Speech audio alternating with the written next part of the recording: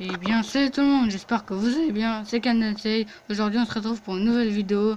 Cette vidéo parlera de Kaido sans bête et ses 3 calamités. Bref, commençons. Kaido, dit Kaido sans bête, est l'un des 4 empereurs du Nouveau Monde. Il a été vaincu 7 fois, capturé 18 fois et torturé plus d'un millier de fois. Selon beaucoup de gens, il est immortel. Kaido est très grand. Il fait 4 fois à 3 fois la taille de Apu et Kid. Et il a des cornes, il a un long tatouage. Selon moi, il a mangé 100 smiles. Parce que ses tatouages sont très grands. Et de plus, son bras fera au moins la taille de Shipped ou Jinrumi. Et qu'il est très musclé, massif. Et il a sauté d'une île céleste où Rouge était. C'était à plus de 10 000 mètres de haut. Il a sauté et n'était même pas mort. Il a complètement humilié Kid. Apu s'est rendu et Hawkins s'est enfoui. Et alors que il était contre 3 supernovas, mais après c'est un empereur. Il a aussi des chiennes. Kaido aurait été esclave. Selon moi, il a été. Selon moi, nous savons que Kaido veut mener une guerre contre quelqu'un. Mais on ne sait pas c'est qui. Selon moi, c'est contre le gouvernement mondial. Pourquoi? Pas parce que je vois pas contre qui d'autre il l'aurait affronté. À part peut-être des géants, mais je ne pense pas.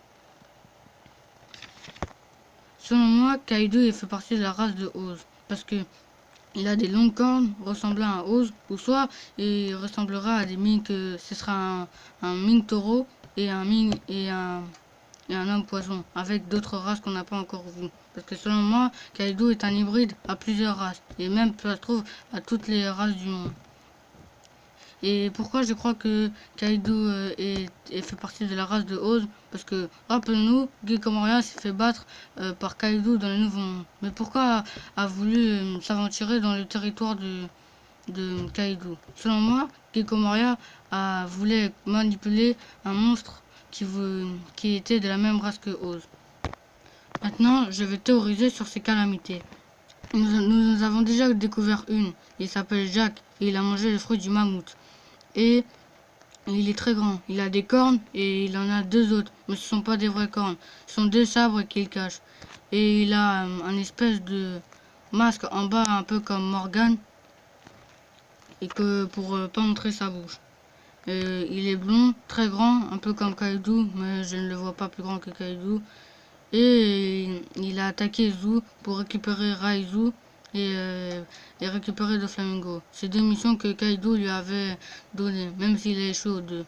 Alors que sur la récupération de Doflamingo, il avait quand même Sengoku, l'ancien amiral en chef, Fujitora, l'amiral, et Tsuru, une très forte amirale, parce que Doflamingo avait dit qu'elle la battait.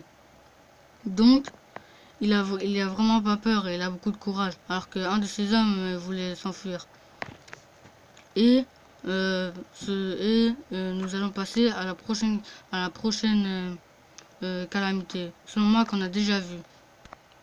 Dans le Nouveau Monde, on a vu quelqu'un ressembler beaucoup à Kaido.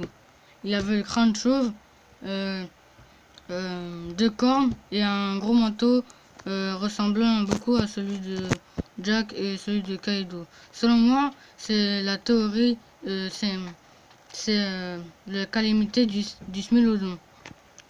Parce que beaucoup de gens disent que c'est Avalo Pizarro.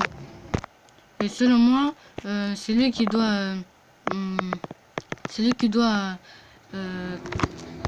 c'est lui qui se charge des marchés. Les marchés noirs, parce qu'il fait partie des courtisans. Enfin, quand je dis des marchés noirs, les trafiquants comme Doflamingo et Kaido, qui l'ont fait pour des smiles. Et on voit quelqu'un aussi avec lui qui ressemble à un paresseux. Et selon moi, je vois bien cette calamité affronter Zoro, parce que un Philodon, un dent de sabre contre un sabreur, bah, ce sera un très beau combat. Et je pense que chaque calamité a des unités et un second, comme Jack et son second est X-Drake. Et je pense que son second, c'est l'homme qu'on a vu qui a, selon moi, mangé le fruit du paresseux. Euh, et, euh, et, euh, et que et que cette calamité sera un sabreur et pas n'importe quel sabreur. Je pense qu'il est plus fort que Fujitora et que c'est un des meilleurs sabreurs de One Piece. Et selon moi, cette calamité est le roi parce que euh, je pense pas que Avalopizarro, comme je l'ai dit tout à l'heure, est une calamité. Parce que sinon, il serait pas dans l'équipage de Barbe Noire. Et comme je l'ai vu dans la vidéo de Ryo Sensei, certes, il a dit que il a peut-être une alliance, ou enfin pas une alliance, mais que Avalopizarro doit une dette à Tish parce que il l'a sauvé. Moi, je ne pense pas. Parce que moi, je pense qu'il aurait qu'il serait direct parti avec d'autres prisonniers, comme plein d'autres qu'on a vus. Et que, parce que s'il aurait voulu avoir une dette, ça m'étonnerait parce que je pense qu'il a vraiment un caractère fort, comme Jack. Bon, bref, passons à l'autre calamité. Selon moi, l'autre calamité a mangé les fruits de Scrat, le petit rongeur le petit écureuil dans l'âge de glace qu'on voit. Parce que selon moi, ouais, Eiichiro Oda s'est inspiré de l'âge de glace pour inspirer l'équipage de Kaido. Parce que nous avons Jack pour le mammouth, qui signifie manie. Nous avons l'homme, la calamité dans le chapitre 692 qu'on a vu. Selon moi, il représente le Smilodon à dents de sabre, je ne sais plus son nom.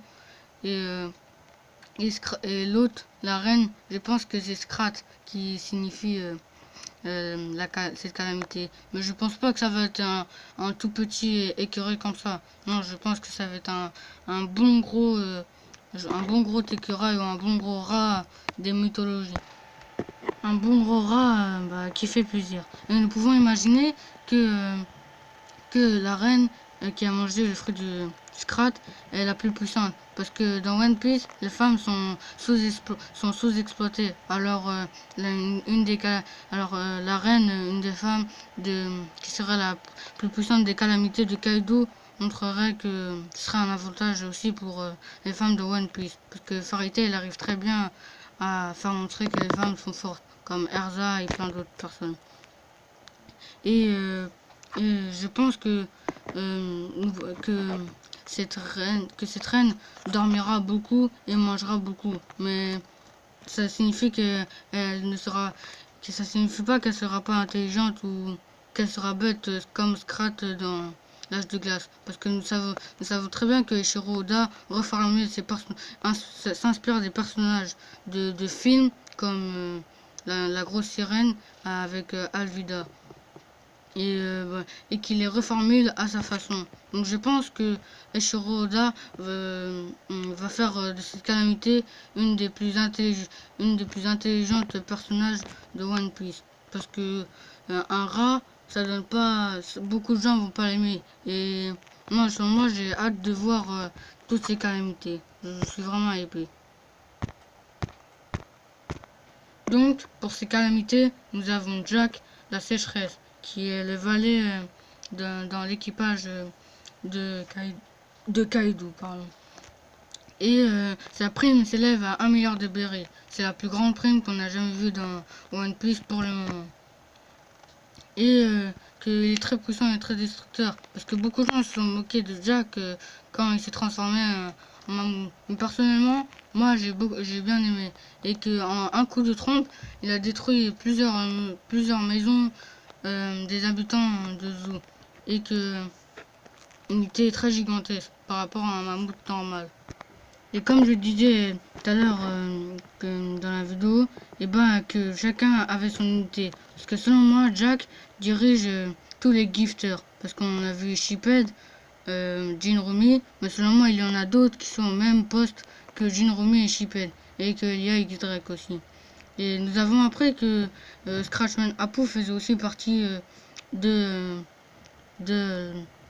l'équipage de Kaido. Selon moi, il fait partie de l'unité de de la calamité du roi du Smilodon que j'ai dit tout à l'heure, qui fait partie de l'un des courtiers des Landes. Parce que nous l'avons vu dans je sais plus quel chapitre, Scratchman parlait à Kaido et qui lui avait renvoyé une information et je pense que c'était pour certaines choses de trafic, tout ça, vous connaissez. Et que Jack, beaucoup de gens pensent que Jack est un homme poisson parce que nous avons vu quand il s'était fait balayer d'un seul coup après un KO par Zunesha que Momonosuke elle avait contrôlé et on l'a vu qu'il avait perdu son masque de fer qui protégeait, enfin protégeait pas mais cachait sa bouche et il a des grandes dents ressemblant à Arlong et moi après je vais pas y aller dans un débat ou une théorie comme quoi Jack sera un homme poisson ou pas parce que je pense pas que c'est comme ça. Parce que Jack, selon moi, ce n'est pas c'est possible que ce soit un homme poisson, mais après, moi, mon avis, je ne pense pas. Passons à l'autre calamité, la calamité du Smilodon, que j'ai dit tout à l'heure. Que selon moi, ce sera la calamité de la maladie. Et que ce sera le roi, comme je l'ai dit tout à l'heure. Et qu'il aura mangé le fruit du Smilodon à dents de sabre. Selon moi, cette calamité sera la plus puissante. Enfin, la deuxième plus puissante. Parce que selon moi, Jack est la plus faible des calamités. Et selon moi, je connais déjà plusieurs membres de l'unité de cette calamité. Selon moi, son second sera le paresseux qu'on a vu dans le chapitre 692 pendant le live de César Clown et qu'il y aura Scratchman Apu et deux autres opossums qu'on a vu qu'il y a dans l'âge de glace. Parce que selon moi, Eshiro Oda ne s'arrêtera pas là et qu'il s'inspirera encore d'autres personnages de l'âge de glace. Oui, les opossums qu'on a vus, mais ce ne seront pas des opossums d'aujourd'hui, ce seront des opossums de la préhistoire. Selon moi, ils travailleront à deux. Quand je dis qu'ils travailleront à deux, pendant que Luffy affrontera Kaido sûrement avec l'eau et que ce sera avec son équipage, et il affrontera une personne. Parce que selon moi, il travaillera à deux et qui seront extrêmement agiles. Ils travailleront à deux et qu'ils feront des acrobaties en faisant des attaques simples, assez rythmiques et très rapides et très acrobatiques. Comme par exemple se tenir les mains, s'envoyer sur deux armes et attaquer sur deux sur l'ennemi. Ce sera du 2 contre 1. Et selon moi, ce seront des sabreurs et qu'ils auront deux sabres chacun. Donc s'ils affronteront Zoro à un moment, je pense que ce sera un bon combat. Et qu'ils feront partie enfin, je dis qu'ils font déjà partie d'une unité, mais selon moi, ils font partie de un personnage de l'âge de glace qui fait partie de. Passons à l'autre calamité. La calamité de la tempête. Selon moi, elle sera la calamité de la tempête parce que elle sera inspirée de Scrat. Et nous savons que Scrat fout n'importe quoi dans l'âge de glace. Parce que nous savons dans l'âge de glace 5, il a complètement détruit des planètes. Alors, que serait faire cette calamité? Et cette calamité, et comme je l'ai dit tout à l'heure, cette calamité, selon moi, sera la plus intelligente d'entre eux, et qui sera même un des personnages les plus intelligents de One Piece. Et que ce sera une guerrière très forte. Mais je dirais pas que ce sera une sabreuse, parce que selon moi, ses dents, comme les rats ou les écureuils ont de grandes dents, elle se servira et qu'elle aura des grandes griffes. Et seulement elle n'aura pas de sabre ou d'armure ou je ne sais quoi. Je pense qu'elle se battra de force brute, un peu comme Jack, et qu'elle sera assez agile. Selon moi, je ne connais pas encore, je pourrais pas encore exploiter les membres de son unité, mais je pense que certains membres de son unité seront seront encore inspirés de la préhistoire, comme dans l'âge de glace. Donc, selon moi, l'équipage de Kaido sera basé sur la préhistoire et que Eiichiro Oda sera inspiré de l'âge de glace pour créer l'équipage de Kaido. Comme je l'ai dit pour ses calamités et des membres de ses unités. Et je pense que Kaido a mangé 100 smiles, comme je l'ai dit au début de la vidéo. Je pense pas qu'il y aura 100 smiles à 16 heures. Ce sera beaucoup trop. Il sera beaucoup trop pour Eiichiro Oda de les présenter. Bon, bref, c'était tout pour cette vidéo. Je sais, je suis un peu en retard, mais j'ai créé ma chaîne il y a pas longtemps, donc je n'ai pas pu faire la vidéo il y a quand on a pris Kaido et Jack. Bon, c'était tout pour cette vidéo.